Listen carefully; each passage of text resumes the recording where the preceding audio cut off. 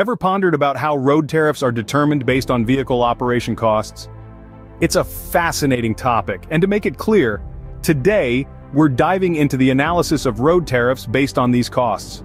In a recent study, vehicle operation costs per kilometer were found to range from 1,220 to 1,420 rupiah per kilometer. Now let's take a hypothetical village-owned enterprise road, or BUMDES, with an effective length of 2,000 meters.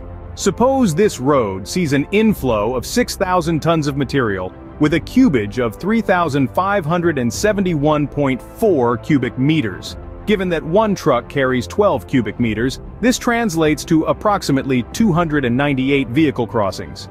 When you calculate the crossing cost, it comes to 2,840 rupiah. This would generate a total revenue of 846,320 rupiah when a pontoon docks.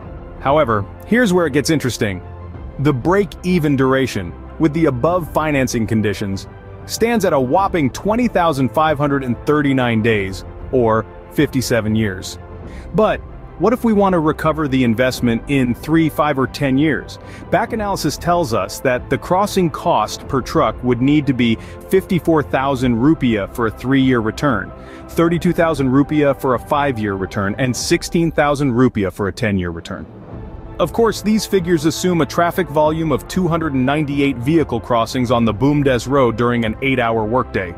In summary, the analysis of road tariffs based on vehicle operation costs is a complex process. It considers factors such as vehicle operation costs per kilometer, road length, material inflow, and desired return on investment timeline.